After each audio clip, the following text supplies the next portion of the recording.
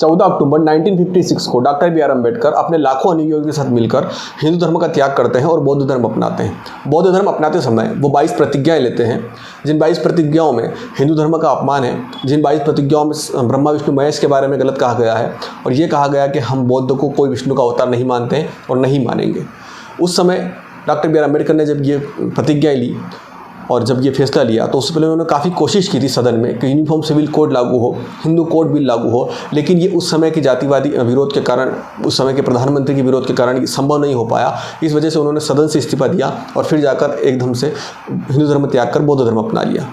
लेकिन कहीं ना कहीं ये जो निर्णय था डॉक्टर बी आर अम्बेडकर का, मुझे लगता है, लाखों लोगों को लगता है कि एक गुस्से में लिया हुआ निर्णय था और उस समय उनका गुस्सा जायज़ भी था, उस समय उनका ये करना जायज़ भी था, क्योंकि उस समय जातिवाद अपनी चरम सीमा पर था, छुआछूत जो थी वो अपनी चरम सीमा पर थी।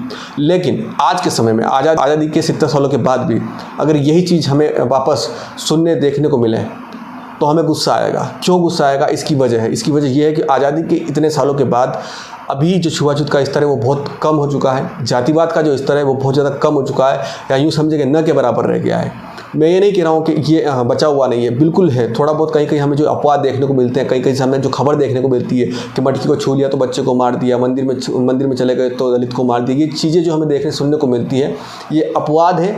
और इन अपवादों के पीछे आज के दलित नेताओं की, आज के दलित संगठनों की छुपी हुई राजनीति है। इसको हमारे दलित समाज के लोगों को समझना होगा। जब तक ये खबरें आती रहेगी, जब तक ये चीज़ें होती रहेगी, तो इन दलित नेताओं की राजनीति जिंदा रहेगी। ये समाज के ऊपर एक ठेकेदार बनकर उनके नेतृत्व करने की चाह रखेंगे, ये सोचेंगे कि जब तक दलित है तब तक दलित नेता है। तो ये फॉर्मूला आप जितनी जल्दी समझ जाएंगे उतना जल्दी आपके लिए आसान है। तो मैं मुद्दे पर आता हूँ। तो आज़ादी के इतने साल बाद भी दिल्ली में आम आदमी पार्टी के एक मंत्री राजेंद्र पाल गौतम 5 अक्टूबर को बहुत सारे लोगों के साथ मिलकर यही 22 प्रतिज्ञाएं वापस दोहराते हैं और वो कहते हैं कि हम ब्रह्मा विष्णु महेश को नहीं मानेंगे, हम किसी को भगवान नहीं मानते, ये नहीं करते। तरह तरह की जो 22 प्रतिज्ञाएं आपको बताने की ज़रूरत नहीं है, जो डॉक्टर बी आर अम्बेडकर ने ली थी वो आपको अच्छे से पता है। तो यही प्रतिज्ञाएं वापस दोहराते हैं। तो आज के विपक्ष के लोग इसका विरोध करते हैं, साधु संत इसका विरोध करते हैं, हिंदू धर्म को मानने वाले लोग इसका विरोध करते हैं। ये विरोध बिल्कुल सही है, बिल्कुल जायज़ है। आज के समय में मैं ये मानता हूँ, उस समय जो जातिवाद चरम सीमा पर था, छुआछूत चरम सीमा पर थी, उस समय डॉक्टर बी आर अम्बेडकर ने ये जो प्रतिज्ञाएं ली थी या ये जो हिंदू धर्म को त्यागने का जो निर्णय लिया था, ये कहीं ना कहीं उस समय गुस्से में आकर उन्होंने जो निर्णय लिया वो एक तरीके से सही भी था, क्योंकि उन्होंने पहले ये कोशिश की कि हिंदू कोड बिल लागू हो, उन्होंने पहले ये कोशिश की कि यूनिफॉर्म सिविल कोड लागू हो, लेकिन नहीं हो पाया। लेकिन आज आज़ादी के 70 सालों के बाद अगर हम देखते हैं तो इस देश में हिंदू कोड बिल के अंदर जो बातें लिखी गई थी वो आधी से ऊपर लागू हो चुकी है। आज मैं स्वयं दलित समाज से आता हूँ, किसी मंदिर में जाते वक्त मेरे से जाति नहीं पूछी जाती, मेरा कास्ट सर्टिफिकेट नहीं मांगते, या मुझसे ऐसी कोई बात नहीं कही जाती जिससे कि मुझे ये लगे कि ये मेरी जाति के बारे में जानना चाहते हैं, या मुझे जाति की वजह से मंदिर के अंदर नहीं जाने दे रहे हैं। मैं बहुत सारे बड़े बड़े मंदिरों में गया हूँ, गर्भगृह तक गया हूँ, दर्शन करके आया हूँ, कहीं पर भी कोई जाति नहीं पूछी जाती है। अपवाद के रूप में जो खबरें आती है, मैंने कई बार बोला कि आप मुझे मंदिर का नाम बताइए, मैं वहाँ जाकर भी दर्शन करके बताऊँगा, लेकिन कोई ऐसे मंदिर का नाम बता नहीं पाते हैं, कोई ऐसी चीज़ें कर नहीं पाते हैं। सिर्फ और सिर्फ ये न्यूज़ वगैरह जो हमें देखने को मिलती है, ये सिर्फ एक प्रोपेगेंडा है, सिर्फ अपनी राजनीति बचाए रखने का, ताकि लोग दलितों के नेता बनकर बैठे रहें और अपने बच्चों को विदेशों में पढ़ाई करवाएं, अपने बेस को बड़ा करते जाएं, और जो गरीब दलित हैं उनको और गरीब दलित बनाते जाएं। तो ये हमें समझने की ज़रूरत है। आप सभी लोगों से मैं रिक्वेस्ट करता हूँ, जितने भी जहाँ पर भी लोग हैं, आप अपने आसपास के लोगों को ये जाकर, चाहे आप स्वर्ण हैं, चाहे आप दलित हैं, चाहे आप कोई भी हैं, आपको सच्चाई बताना है। जिस भी तरीके से आप ये आज चीज़ें समझ पा रहे हैं, उनको जाकर बताइए कि आज वाकई में आरक्षण जो है सबसे बड़े स्तर पर कौन ले रहा है। आज जितने भी government medical college, government engineering college जहाँ पर SC कोटे की सीटें होती है, वहाँ पर कौन किसके बेटे बैठे हुए हैं, ये आप एक सूचना अधिकार से, RTI से एक निकाल के जानकारी लोगों के सामने रखिए।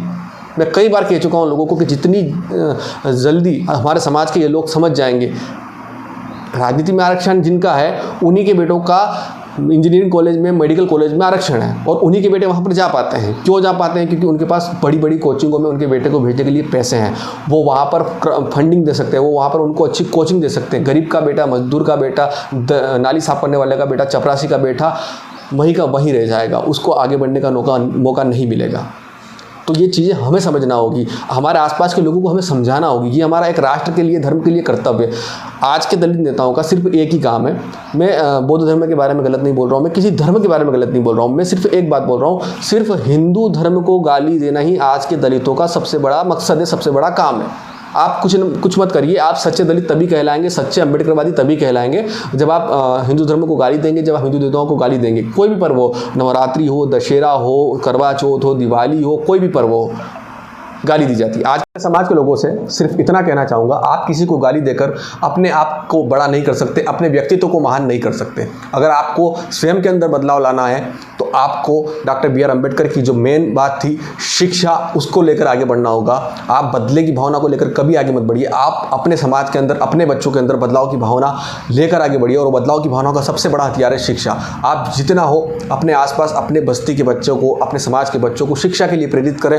भारत में हर जगहों पर गवर्नमेंट स्कूल है, आप वहाँ पर दाखिला करवाइए, और अगर आप और अच्छा उनको करना चाहते हो तो किसी प्राइवेट स्कूल में उनका एडमिशन करवाइए। उनकी शिक्षा का जितना भी 1 साल का व्यय है वो लीजिए। मैं स्वयं दलित समाज से आता हूँ, और मैंने कई ऐसे बच्चे, आदिवासी समाज के बच्चे हैं जिनके आधार कार्ड वगैरह, डॉक्यूमेंट वगैरह नहीं थे, उनके सिर्फ ये डॉक्यूमेंट वगैरह बनवाए, उनके मैंने सरकारी स्कूल में एडमिशन करवाया। बहुत सारे लोग आगे आए जो ब्राह्मण समाज से थे, राजपूत समाज से थे, उन्होंने बच्चों के एडमिशन करवाए। तो अगर ये चीज़ आप भी कर सकते हैं। अगर मेरे समाज के बहुत सारे लोग बहुत ज़्यादा परिपक्व हैं, इतने परिपक्व हैं, इतने महान हैं, जिनकी बातें रोज़ सोशल मीडिया पर आती, बहुत सारी चीज़ें आती है, लेकिन अगर उनसे मैं जाके पूछूं कि आपने कितने बच्चों का एडमिशन करवाया, कितने बच्चों का आप शिक्षा का व्यय उठा रहे हैं, तो शायद वो सही ढंग से जवाब भी नहीं दे पाएँ, क्लियर तरीके से जवाब भी नहीं दे पाएँ। लेकिन बहुत सारे स्वर्ण समाज के बहुत सारे लोग ऐसे हैं जिनको मैं व्यक्तिगत रूप से भी जानता हूँ, और ऐसे सोशल मीडिया के द्वारा भी जानता हूँ, जिन्होंने कई बच्चों का शिक्षा का व्यय उठा रखा है। वो चिल्ला चोट नहीं करते, वो हा हुल्ला नहीं करते, लेकिन वो शिक्षा का व्यय उठा के बैठे हुए हैं, वो उन बच्चों को पढ़ा रहे हैं। आज ये चीज़ें हो रही है देश के अंदर, उस माहौल में, जिस माहौल में दिन रात दलित स्वर्ण की आग लगाई जा रही है, जिस माहौल में रोज़ दलित समाज को ये सिखाया जा रहा है कि आपको ब्राह्मणों को गाली देना है, राजपूतों को गाली देना है, उस माहौल में भी कुछ लोग ऐसे हैं राजपूत समाज के, दलित समाज के, जो बच्चों का एडमिशन करवाते हैं, उनकी शिक्षा का व्यय उठा रहे हैं। क्योंकि शिक्षा एक ऐसी चीज़ है जो हर जाति के, हर वर्ग के व्यक्ति को एक सही रास्ते पर चलने का दिशा देती है। शिक्षा का मतलब ये होता है कि हम लोगों के साथ किस तरीके से बिहेवियर करते हैं, लोगों के साथ किस तरीके से बात करते हैं। अगर हम बड़ी बड़ी डिग्रियाँ लेके बैठे हुए हैं और हम किसी धर्म को, किसी व्यक्ति को गाली दे रहे हैं, तो हमारी वो सारी शिक्षा व्यर्थ है। दिन रात अगर हम समाज को भी गाली देना सिखा रहे हैं तो हमारी वो शिक्षा व्यर्थ है। तो ऐसी शिक्षा भी ग्रहण ना करें। और मैं मेरे यूट्यूब के सभी साथियों से रिक्वेस्ट करूँगा कि आप सभी को पता है 3 साल से दिवाली का पर्व मनाते आ रहे हैं, इस बार भी दिवाली है, तो हमने सोचा है कि बच्चे जिनका हमने एडमिशन करवाया था, या जितने बच्चे एडमिशन रह गए थे दलित समाज के, आदिवासी समाज के, उनको वस्त्र, मिठाई, पटाखे, ये सारी एक किट है, ये किट हम वितरित करें। 1100 रुपये की एक किट बनेगी। जितने भी व्यक्ति हमें वस्तु भिजवाना चाहते हैं, दिवाली पर्व पे वस्तुएं भिजवा सकते हैं। जो वस्तुएं भिजाने में असमर्थ हैं, वो हमें ये किट के मूल्य के रूप में सहयोग प्रदान कर सकते हैं। आपके द्वारा दिया हुआ सहयोग जितने भी समाज के लोग हैं उन तक पहुंचेगा।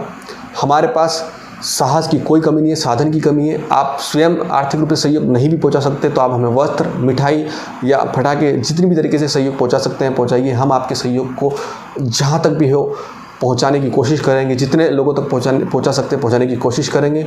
इसी आशा के साथ जय श्री राम, जय बाबा साहब।